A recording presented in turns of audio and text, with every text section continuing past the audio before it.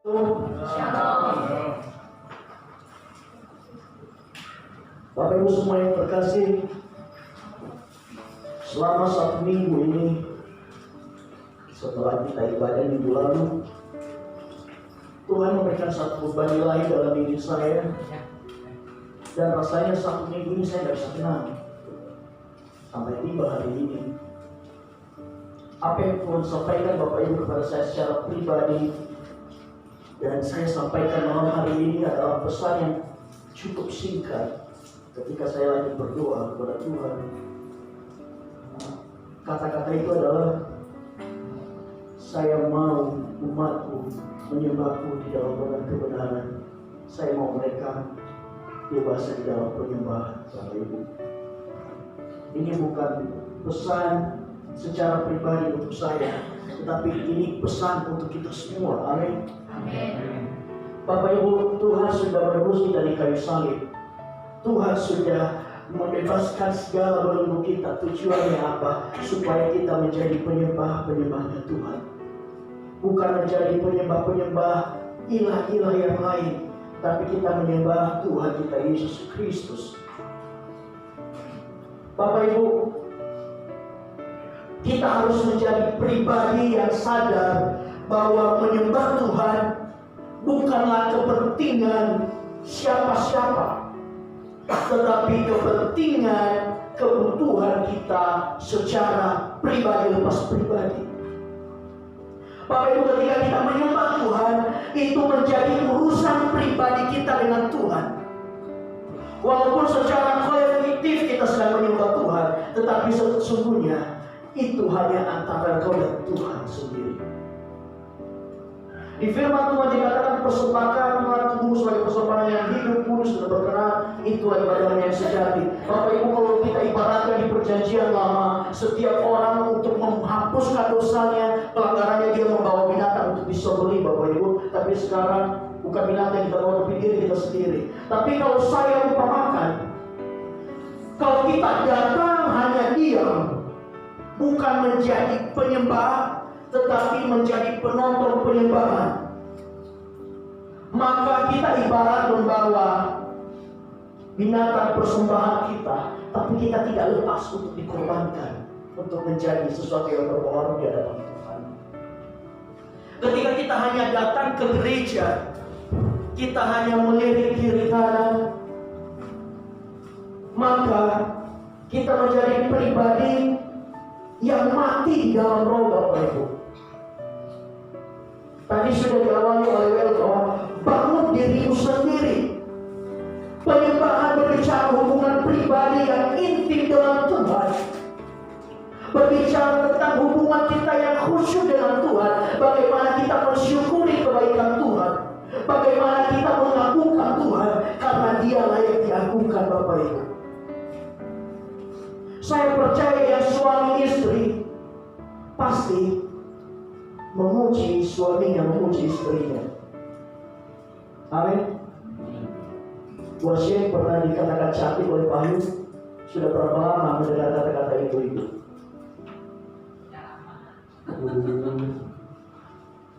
Bisa dikatakan, Pak? Coba katakan cantik apa enggak worship?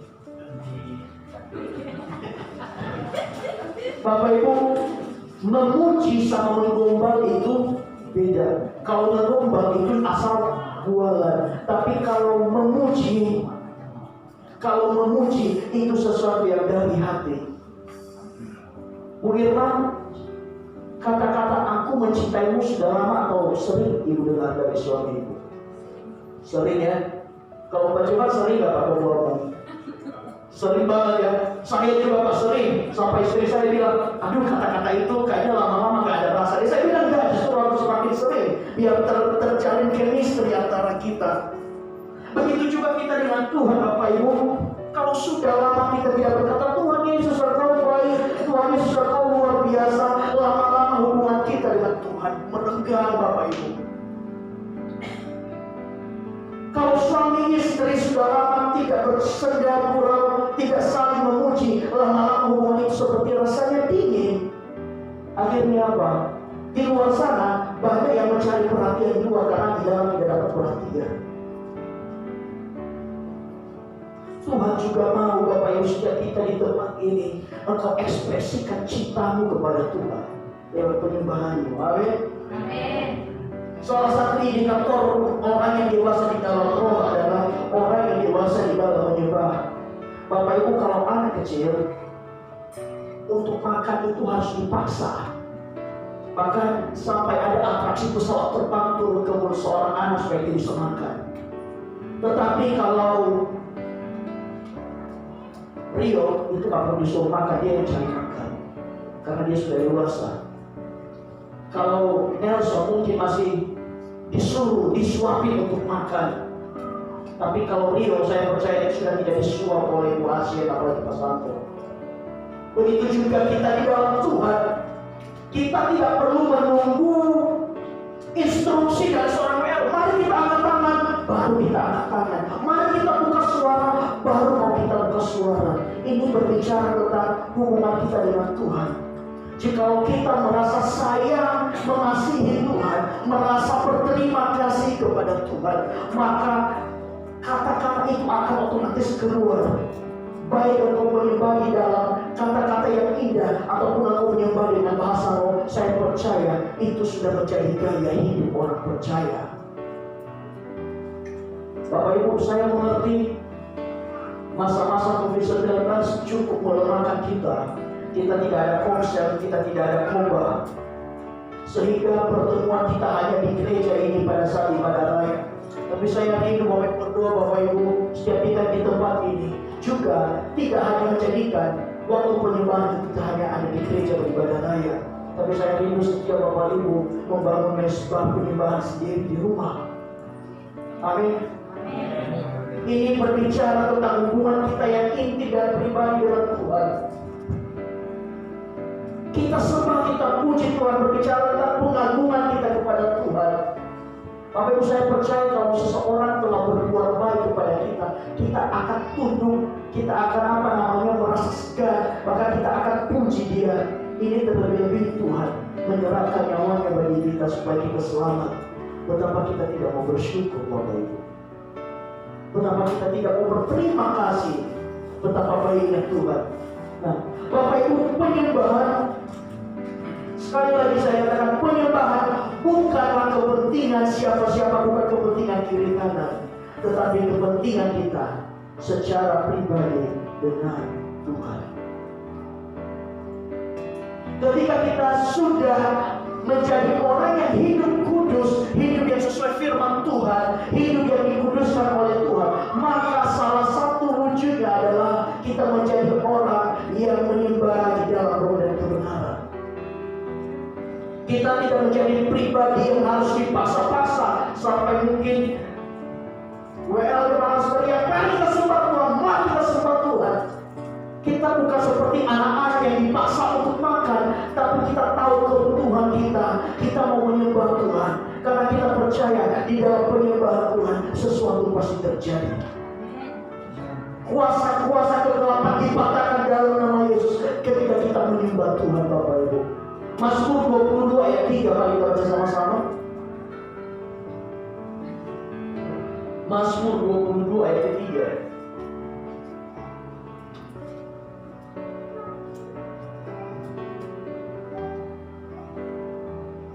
Yang ayat ketiganya.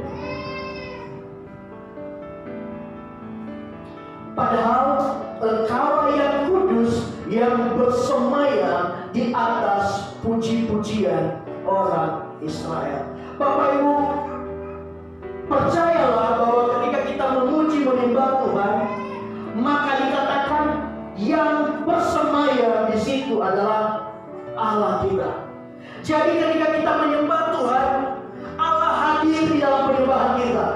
Kita mengundang Tuhan hadir di dalam ibadah kita, di dalam kehidupan kita, di dalam diri kita. Karena pada dasarnya kita ini adalah apa? Baik Allah, baik Roh Kudus. Ketika kita menyembah Tuhan, maka percaya Allah hadir, dan itu berbicara tentang hubungan yang intim, hubungan yang manis antara engkau dan Tuhanmu. Tidak peduli kiri kanan. Engkau mau menangis ketika engkau menyembah Tuhan, tidak usah pikirkan kiri kanan. Karena hanya Engkau dan Tuhan. Hanya kita dan Tuhan Yesus Kristus. Bapak Ibu, di dalam penyembahan akan ada hal-hal yang luar biasa ajaib terjadi. Karena di dalam penyembahan memang sifatnya tidak ada unsur meminta di dalamnya. Karena penyembahan berarti kita menyembah, kita memberikan. Tetapi ketika kita menyembah Tuhan, Tuhan disenangkan. Apa yang tidak kita minta, Tuhan sediakan di dalam kehidupan kita. Makanya jadilah penyembah yang menyembah di dalam roh dan kebenaran. Kita harus dewasa di dalam iman, dewasa di dalam menyembah Tuhan. Saya secara pribadi Bapak Ibu, saya tidak peduli mau siapa WL-nya, mau di mana tempatnya, mau siapa yang khotbah. Saya tidak peduli, itu tidak akan mempengaruhi ketika saya menyembah Tuhan. Karena ketika saya menyembah, itu tidak dipengaruhi oleh WL, tidak dipengaruhi oleh alat musik, tidak dipengaruhi apapun. Tetapi itu adalah hanya saya dan Tuhan. Saya tidak terpengaruh oleh hal yang lain. Amin. Amin. Karena tidak sedikit juga Bapak Ibu ada orang-orang yang menyembah itu memiliki ketergantungan. Kalau WL-nya ini kayaknya bisa menyembah, kalau WL yang ini kayaknya tidak bisa, dan banyak hal lain. Kita harus menjadi penyembah-penyembah yang dewasa Bapak Ibu. Dalam segala keadaan, dalam segala kondisi, kita harus mengerti only you and Jesus. Hanya Kau dan Tuhan. Hubungan yang manis dengan Tuhan hanya kita, tidak dipengaruhi oleh hal yang lain. Nah, judul firman Tuhan malam hari ini Bapak Ibu adalah mengalami kuasa penyembahan. Amin. Amin. Bapak Ibu, ketika kita menyembah, kita bukan hanya sekedar berkata-kata.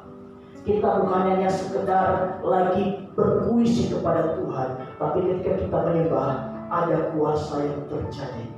Ada kuasa yang termanifestasi di dalam kehidupan kita, di dalam kehidupan kita ketika kita menyembah Tuhan. Kita akan belajar bersama-sama Bapak Ibu 4 hal yang akan kita rasakan ketika kita sungguh-sungguh menyembah Tuhan.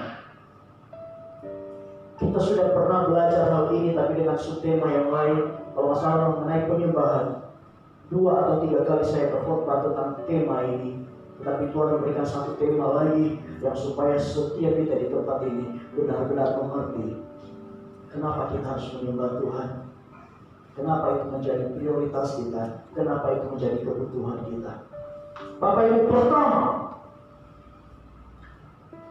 kuasa apa yang akan kita alami ketika kita sungguh-sungguh menyembah Tuhan? Barang siapa menyembah Tuhan harus menyembah Dia di dalam roh dan kebenaran. Maka yang harus kita mengerti Bapak Ibu, di mana Tuhan Yesus hadir ketika Dia melayani di bumi ini, maka sesuatu pasti terjadi. Amin. Orang yang mengalami perjumpaan pribadi dengan Tuhan tidak ada yang pulang dengan sia-sia, tetapi pasti akan mengalami sesuatu yang luar biasa di dalam hidupnya. Dan saya juga percaya sampai saat ini kita di tempat ini, kita yang sungguh-sungguh menyembah Tuhan, kita merasakan hadirat Tuhan, hanya kita dengan Tuhan, kita mengalami pertemuan pribadi dengan Tuhan dalam penyembahan kita, pasti mengalami kuasa penyembahan itu di dalam roh kebenaran kita alami. Terima dalam nama Yesus. Pertama Bapak Ibu, mari kita baca di 1 Samuel 16 ayat 23. Temanya adalah mengalami kuasa penyembahan. Mari kita lihat contoh-contoh di dalam Alkitab bagaimana penyembahan ini ketika sungguh-sungguh menyembah Tuhan terjadi terobosan yang luar biasa, terjadi kuasa Tuhan dan manifestasi Roh Kudus yang luar biasa. 1 Samuel 16 ayat 23.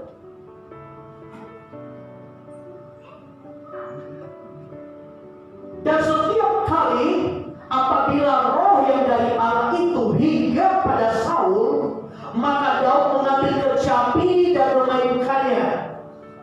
Saul merasa lega dan nyaman, dan roh yang jahat mundur daripadanya. Bapak Ibu, kuasa penyembahan yang harus kita mengerti pertama adalah ketika kita sungguh-sungguh menyembah Tuhan, maka kita akan mengalami menang atas kuasa kegelapan.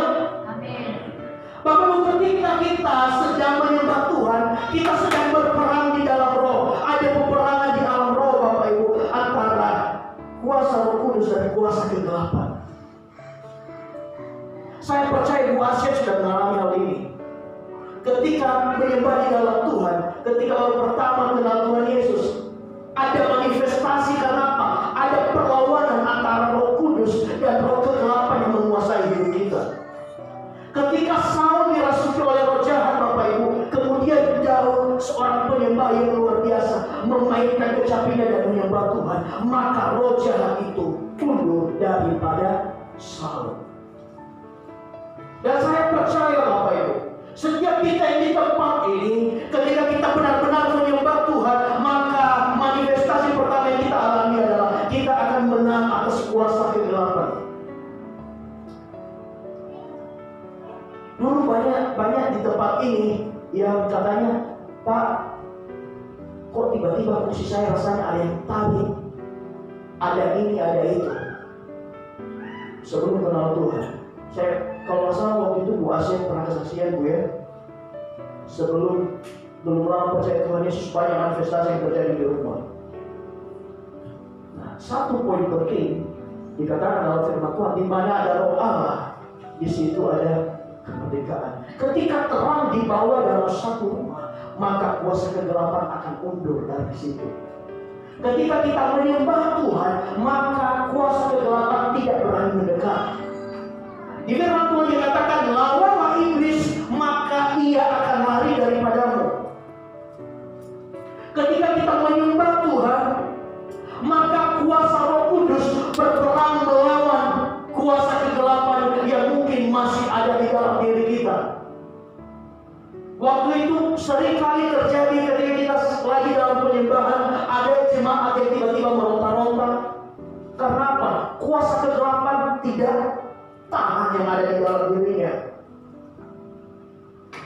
Jadi Bapak Ibu, kuasa kegelapan apapun, ketika kita masuk di dalam penyembahan, maka kita akan mengalami kemenangan terlepas dari kuasa kegelapan. Bapak Ibu, apakah di tempat ini, di rumahnya masih merasakan kuasa yang aneh-aneh? Ada? Tidak ada lagi? Bapak Ibu, saya percaya ketika anak-anak Tuhan menyembah di dalam rumahnya, maka kuasa kegelapan semuanya diputuskan semua di dalam nama Yesus. Di situ hanya ada kuasa Roh Kudus. Maka tidak ada lagi yang namanya tiba-tiba kursi bergeser, ada kuasa roh kegelapan dan yang lain-lainnya. Karena rumah itu bersih ketika ada mezbah pujian penyembahan di dalam. Apapun keterikatan kita di dalam kuasa kegelapan, ketika kita datang sungguh-sungguh menyembah Tuhan, engkau akan dilepaskan, engkau akan diluputkan. Tidak ada yang mampu bertahan di dalam kuasa kehadiran Tuhan. Kuasa di dunia ini tidak ada yang mampu bertahan ketika Allah kita, Tuhan Yesus Kristus Roh Kudus, bertahta atas kehidupan kita. Bahkan di dalam firman Tuhan ada satu contoh di Matius. Ada satu rumah, di situ dihinggapi oleh kuasa kegelapan. Kemudian rumah itu dibersihkan. Kemudian roh itu mengembara. Dan ketika dia melihat lagi rumah itu masih kosong, ternyata masih kosong, dia kembali lagi dan membawa 7 roh yang lebih jahat daripadanya. Bapak Ibu, jangan abaikan pujian penyembahan. Amin. Baik di rumah kita, di gereja, bahkan dimanapun kita berada. Karena ketika kita memuji menyembah Tuhan di dalam roh dan kebenaran, di situ kita sedang ada di dalam peperangan roh. Dan percayalah, ketika kita sungguh-sungguh mengasihi Tuhan, menyembah Tuhan, engkau akan menang atas segala kuasa kegelapan yang coba mengintimidasi dirimu. Kita ingat baik-baik, jangan sampai rumah yang sudah bersih, yang sudah ditinggali oleh terang Roh Kudus, akhirnya Roh Kudus lama-lama kita lupakan. Ingat baik-baik, roh kegelapan bisa kembali, bahkan 7 kali lebih jahat akan datang kembali. Makanya anak-anak Tuhan, jangan tinggalkan penyembahan, karena di dalam penyembahan engkau akan menang atas kuasa kegelapan. kuasa setan iblis, engkau akan menang atasnya. Amin. Yang kedua Bapak Ibu, kuasa di dalam penyembahan apa lagi yang akan kita rasakan? Ya, satu ayat lagi kita baca Mazmur 8 ayat 3. Mazmur pertama, Mazmur 8 ayat 3.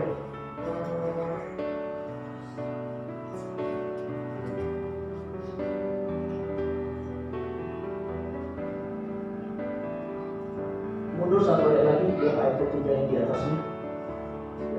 Dari mulut bayi-bayi dan anak-anak yang menyusu telah kau letakkan dasar kekuatan untuk melawanmu, untuk membungkam musuh dan pendendam. Bapak Ibu, sejak kita masih kecil, Tuhan sudah taruh kuasa di dalam mulut kita. Jadi ketika kita menyembah Tuhan, ada kuasa manifestasi. Biarpun Cici masih kecil, selagi dia masih kecil, dia mendengarkan penyembahan. Di dalam dirinya ada kuasa hukum yang luar biasa.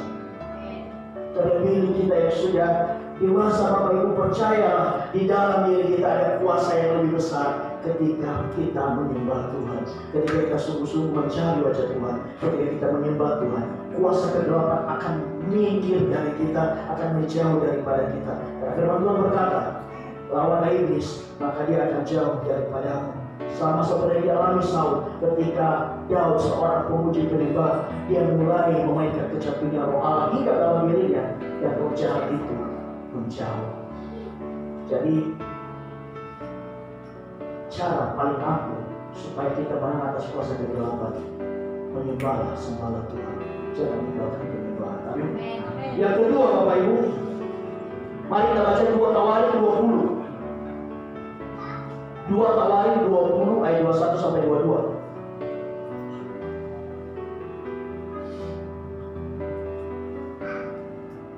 2 Tawarik 20 ayat 21 sampai 22.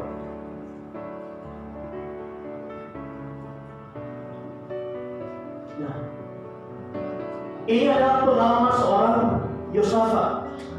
Ketika dia di dalam ketakutan karena dia akan diserang oleh banyak kerajaan, dia mengalami ketakutan yang luar biasa, Bapak Ibu.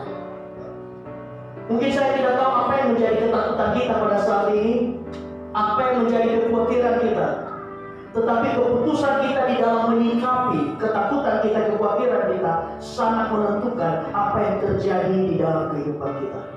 Nah, setelah ia berunding dengan rakyat, ia mengangkat orang-orang yang akan menyanyi nyanyian untuk Tuhan dan memuji Tuhan. Bapak Ibu, ketika Yosafat merasa takut, ketika Yosafat merasa dia tidak ada apa-apanya, dia pasti kalah dengan orang-orang ini cuma segelintir saja. Yang dia cari bukan strategi perang, Bapak Ibu. Yang dia cari bukan bagaimana untuk menggandeng yang lain-lain supaya mau bergabung dengan dia. Tetapi apa yang dilakukan? Memilih orang-orang yang akan memuji Tuhan. Bapak Ibu, ini juga menjadi keputusan pribadi yang harus menjadi pengalaman pribadi kepada kita.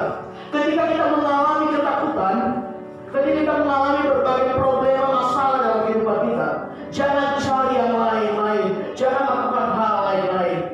Bahwa di dalam penyembahan, sembah Tuhan, bersujud di hadapan Tuhan, cari Tuhan, maka sesuatu yang besar pasti terjadi. Amin.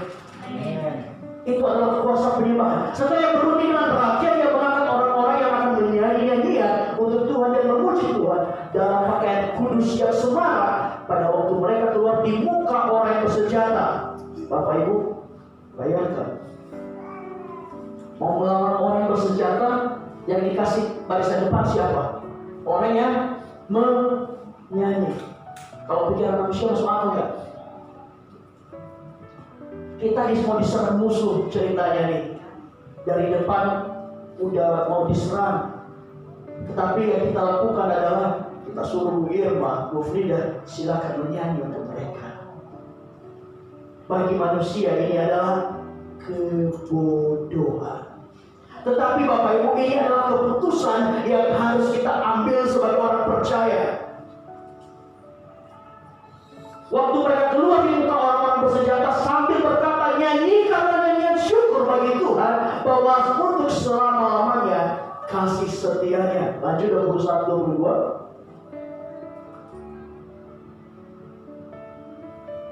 Ketika mereka mulai bersorak-sorai dan menyanyikan nyanyian pujian, dibuat Tuhanlah penghadang terhadap Bani Amon dan Moab dan orang-orang dari pegunungan Seir yang hendak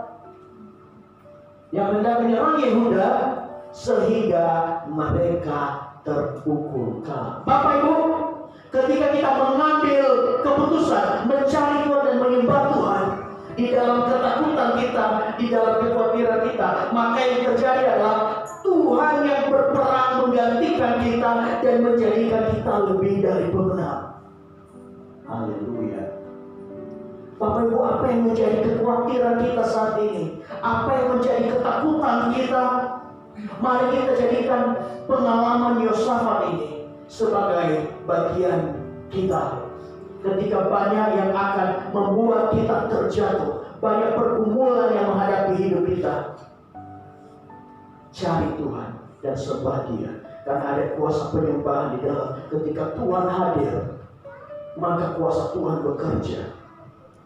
Ketika kita menyembah Tuhan, Bapak Ibu, bukan kita lagi yang berperang atas diri kita, tetapi kuasa Tuhan yang berperang atas kita. Amin. Amin. Bapak Ibu, engkau yang lagi bergumul untuk istrimu supaya berubah, suamimu untuk berubah, untuk anak-anakmu supaya berubah, gak usah khawatir Bapak Ibu. Cari Tuhan dahulu, sembah Dia, maka Tuhan yang sanggup mengubahkan segala seluk-beluk kehidupanmu yang sedang kau pergumulkan. Karena apa? Di dalam penyembahan tidak ada unsur meminta, tetapi Tuhan menyediakan apa yang tidak kita minta ketika kita menyembah Tuhan dan menyenangkan hati Tuhan. Amin. Amin. Kadang kalau saya puji istri saya, jadi mau ada maunya nih. Tapi saya percaya untuk kita kadang memuji Tuhan bukan karena kita ada maunya, betul, tapi karena kita sadar Tuhan layak dipuji, disembah. Dan ketika kita menyembah Tuhan, sesuatu yang mustahil Tuhan buat nyata di dalam kehidupan kita. Ketika Yosafat memutuskan bukan membahas strategi perang, tetapi dia malah memilih orang yang akan menyanyi bagi Tuhan. Tuhan yang berperang atas Yosafat. Dia membuat musuh-musuh Yosafat semuanya kalah tanpa Yosafat harus berperang. Amin Bapak Ibu. Enak gak? Enak ya. Kita gak perlu berperang, kita tidak perlu berjuang, kita hanya datang memuji menyembah Tuhan. Maka Tuhan yang bekerja dalam hidup. Tuhan akan mengerjakan sesuatu yang mustahil terjadi di dalam hidupmu ketika kau datang bersujud menyembah Tuhan.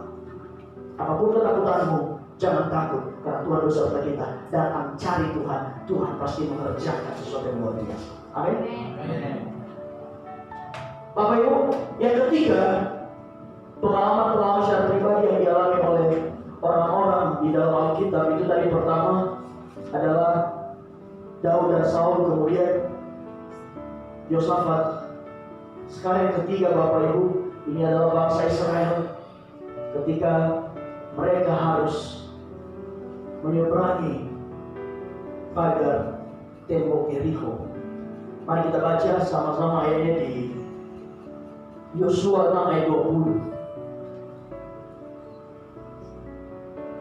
Yosua 6 ayat 20. Lalu bersoraklah bangsa itu sedang sangkakala ditiup. Segera sesudah bangsa itu mendengar bunyi sangkakala, bersoraklah mereka dengan sorak yang nyaring, maka runtuhlah tembok itu. Lalu mereka memanjat masuk ke dalam kota masing-masing, langsung ke depan dan merebut kota itu. Bapak Ibu, tembok Yerikho Bapak Ibu terdiri dari 3 lapis. Lapisan paling luar, dia ukurannya itu 6 kaki atau sama dengan 1,8 meter. Jadi bayangkan Bapak Ibu, tembok luar 1,8 meter. Ini kalau nggak salah 60 cm. Berarti tembok luarnya 3 ubin ini. Bayangkan setebal itu Bapak Ibu. Itu lapisan luarnya. Kemudian lapisan tengah dia lebih tebal lagi. Dia 12 sampai 15 kaki, berarti 3,6 sampai 4,5 meter. Berarti lapisan tengahnya adalah setengah gedung ini. Kemudian lapisan yang paling dalam dari tembok Yeriko adalah 3,6 meter. Jadi kalau kita hitung-hitung antara 16 sampai 18 meter dan tingginya 9 meter. Bapak Ibu, jika ada tembok yang setinggi itu dengan kekuatan sendiri, apakah mampu kita tentukan? Tidak bisa. 1,8 meter, kemudian 3,5 sampai 4,5 meter, kemudian 3,6 meter lagi. Itu kalau digabungkan jadi satu, itu sangat tebal sekali Bapak Ibu. Dan bangsa Israel harus merebut kota itu. Apa yang terjadi Bapak Ibu? Di ayat yang ke-20, lalu bersoraklah bangsa itu sedang sangkakala ditiup, segala sudah bangsa itu mendengar bunyi sangkakala, bersoraklah mereka dengan suara yang nyaring. Maka apa? Runtuhlah tembok itu. Bapak Ibu, ini juga menjadi pengalaman pribadi, harus menjadi pengalaman pribadi kita. Tidak peduli apa yang menjadi tembok-tembok masalah kita saat ini. Mungkin yang mau kita runtuhkan bukanlah tembok Yeriko yang mau kita runtuhkan, tetapi yang mau kita runtuhkan adalah tembok-tembok kuasa kegelapan yang ada di dalam kehidupan kita. Masalah-masalah kita yang rasanya semakin hari semakin tinggi dan kita semakin tidak berdaya. Ketika bangsa Israel bersorak, nyari, mereka memuji Tuhan, maka tembok yang setebal itu Bapak Ibu runtuh ketika mereka bersorak bagi Tuhan. Saya juga percaya Bapak Ibu, apapun yang menjadi tembok masalah kita saat ini, saya percaya, terlalu percaya, ketika kita sungguh-sungguh datang memuji menyembah Tuhan, maka dalam nama Yesus apapun tembok yang menjadi penghalang kita, semuanya dirubuhkan dalam nama Yesus.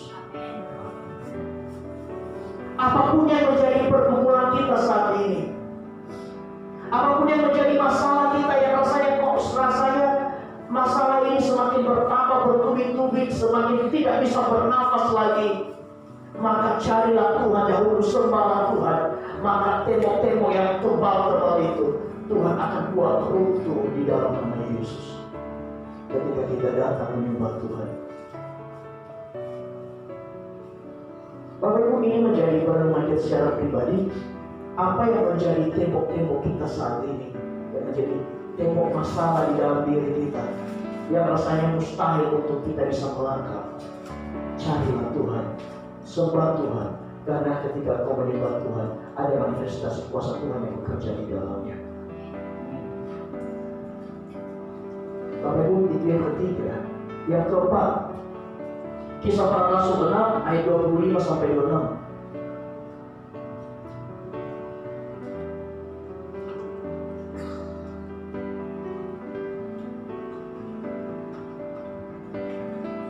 Kisah Para Rasul 16, 25, 26.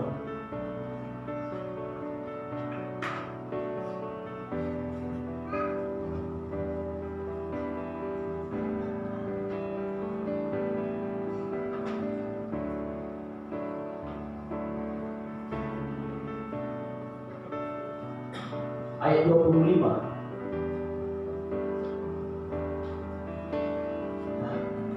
Ini adalah pengalaman Paulus dan Silas ketika mereka di penjara, mereka dirantai, tidak ada jalan keluar, di depan penjara mereka banyak penjaganya. Tetapi ini yang mereka lakukan. Tetapi kira-kira tengah malam, Paulus dan Silas berdoa dan menyanyikan puji-pujian kepada Allah. Jadi tidak cukup hanya berdoa. Makanya kita harus mengerti Bapak Ibu, ketika kita sedang berdoa malam, ini juga mungkin jadi koreksi bagi setiap kita di tempat ini, bagi secara pribadi, bagi setiap kita semua.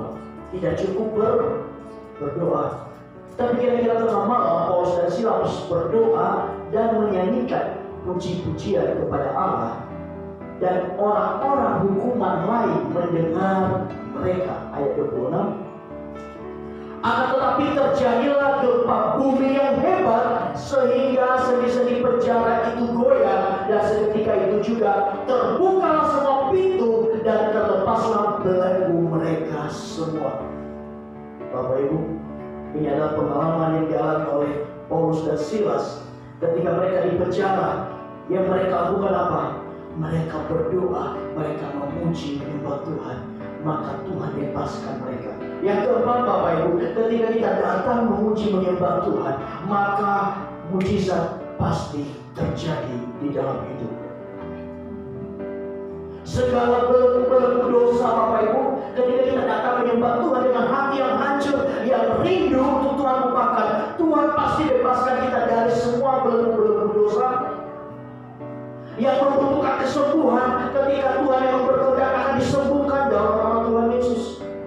Orang yang punya beban berat, Tuhan berikan kelegaan. Orang yang sedih, orang berduka cita, Tuhan berikan penghiburan. Kenapa? Ketika engkau menyembah Tuhan, sesuatu pasti terjadi. Kuasa manifestasi Roh Kudus pasti terjadi. Dan ini tercatat di dalam Alkitab, dialami oleh Silas dan Paulus. Ketika mereka di dalam penjara, yang mereka lakukan, mereka tengah malam, mereka berdoa, mereka memuji menyembah Tuhan, maka Tuhan bebaskan mereka. Bapak Ibu, apa yang membuat kita hari ini rasanya kita terikat, kita tidak bisa menyembah Tuhan? Bapak Ibu, mungkin kita dulu sangat luar biasa ketika menyembah Tuhan, tapi kalau rasa-rasanya hari-hari ini, kok rasanya kita malas menyembah Tuhan. Saya ajak kita semua, ayo kita semua, kita bangunkan diri kita bangunkan DNA penyembahan di dalam diri kita. Karena kita percaya ketika kita menyembah Tuhan, sesuatu pasti terjadi. Ketika kita menyembah Tuhan, hidup kita pasti diubahkan. Ketika kita menyembah Tuhan, hal-hal yang luar biasa terjadi di dalam kehidupan kita. Tembok Yeriko bisa dihancurkan, Bapak Ibu. Yosafat bisa berperang melawan banyak kerajaan, bukan dengan berperang secara fisik, tetapi hanya menyanyikan puji-pujian bagi Tuhan. Kemudian Paulus dan Silas bisa terbebas dari penjara ketika mereka sedang menyembah Tuhan.